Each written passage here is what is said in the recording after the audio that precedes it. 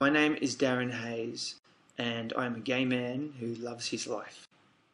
I have a career that I love, I've got a partner that I adore beyond all comprehension, and I'm surrounded by friends and family and a community who accept me and support me for who I am. But it wasn't always so. Growing up, I had a real tough time. I think by the age of 13 in high school, I was bullied so much so that I didn't even want to go to school anymore.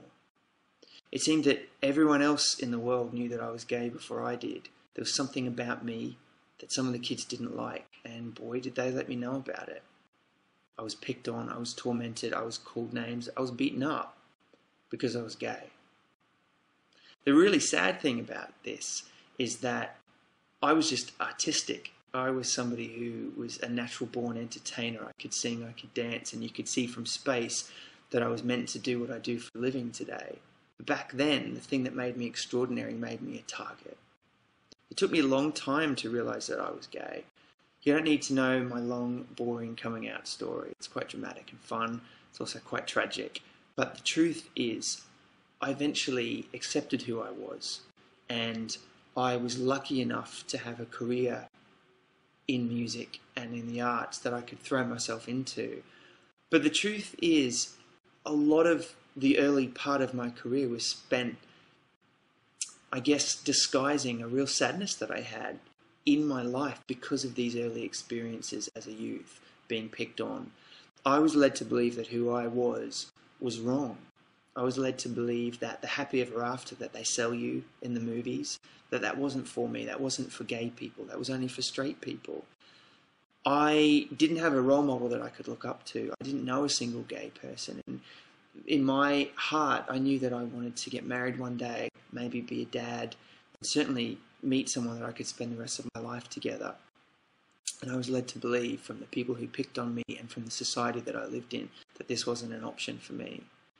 As I said, I'm so lucky because even though I struggled with depression and I struggled with a lot of sadness in my life, I had people who loved me for who I was and made me feel confident and secure that being gay wasn't a choice.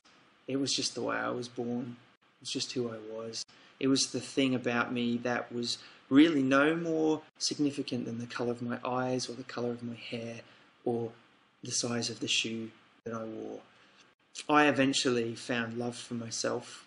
I had love from the people around me, and I met the love of my life, Richard. This is my wedding ring, and 5 years now I have been married. Richard and I celebrated our 5th anniversary of our civil partnership here in England. It was the happiest day of my life. I got married in a circle with all my friends and family. I was lucky enough to hold Richard's hand and my mother's hand and look across the circle at my sister and my nieces and nephews and all the people who loved me for me, who loved me for who I was born. Like I said, it wasn't always that easy, but for anybody who is struggling, anybody who is being made to feel guilty about who they are, I just want to remind you that it gets better. It gets so much better. It gets amazing. You know, I have my cake and I ate it too. I have the happy ever after. I have a career that I love, and I have a love in my heart that is indescribable because I believed that there was a light at the end of the tunnel. It's a huge theme in my music.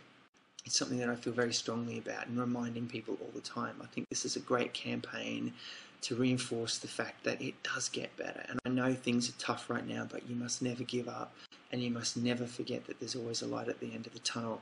And more importantly, that you are beautiful. You are perfect just the way that you are. Thank you.